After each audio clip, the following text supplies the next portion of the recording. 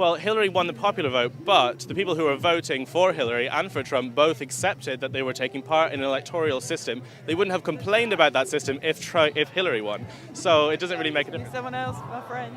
Pardon? Go and interview someone else. Let me ask you this. Okay, I won't ask you how old. I will ask you how old you are, okay? Because you're young enough that it's probably not insulting to ask you. So. I'm 22, so I'm probably young and naive, right? No. Why aren't you 60? Why aren't you 60? Because it. And why can't you identify as 60? What is the problem with you identifying as 60? It's not the same as gender. You can't just. You're right. Age is significantly less important than gender. You can't magically change your gender. You can't magically change your sex. You can't magically change your age. I have two comments to make. First, I want to direct this to Miss Skinny Minnie. Which Miss Skinny Minnie? Isn't her name Mimi or Skinny Minnie? Yeah, okay, Mimi. Well, the skinniest girl up there. Anyways, she made a comment that you have to have a lot of willingness and motivation to be skinny. I was quoting Dr. Kelly Brownell of Yale. That's what he says. I don't care who you was quoting. You said it, own it. I agree with him, absolutely. Okay, good.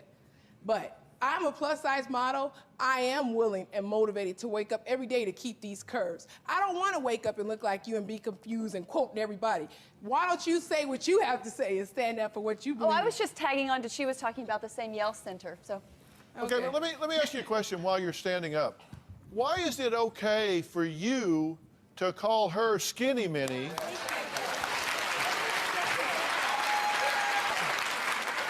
But it's not okay for her to comment about someone's size that's larger.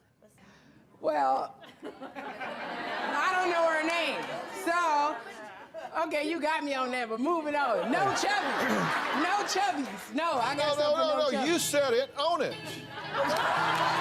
I am the one, the way your son don't need a gun to get respect up on the street.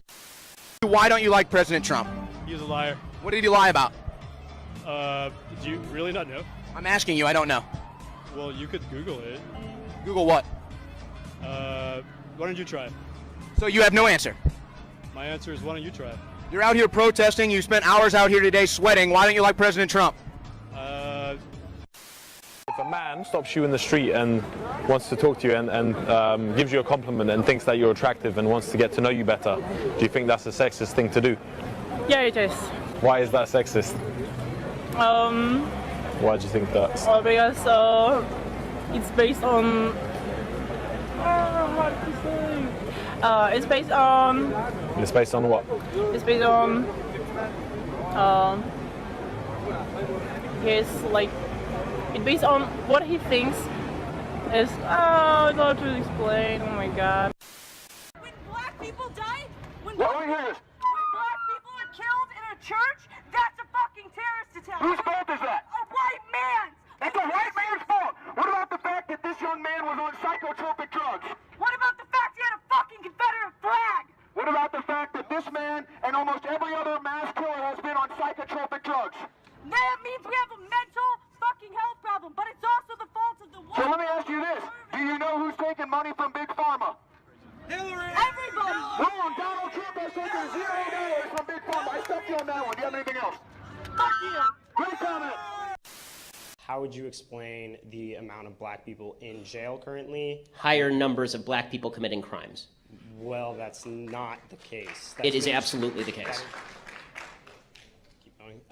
It's been statistically shown that white people use drugs just as much as black And as I said, people are generally not arrested for using drugs. They're generally arrested for drug distribution in the drug war. Do white people not distribute drugs? Well, they don't in terms of proportionality with regard to, I mean, the idea that, again, you need to show me the statistics on drug distribution. So the burden is on you to prove the disparity, not on me to prove the non-disparity. I don't see how either of us we should have an equal distribution of trying to prove the disparity. Well, you're the one who's accusing the criminal justice system of wild injustice. Again, I don't have the statistics in front of me, so it's hard for me to cite statistics on that particular aspect of drug distribution, but you'd have to show that there are a bunch of white people who are distributing drugs to the same extent as the black people in jail, and then tell me that they're not being treated equally. You can't just suggest that drug use is equal to drug distribution, because statistically it's not.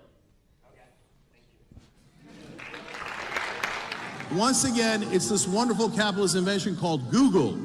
Google it. Well, you could Google it.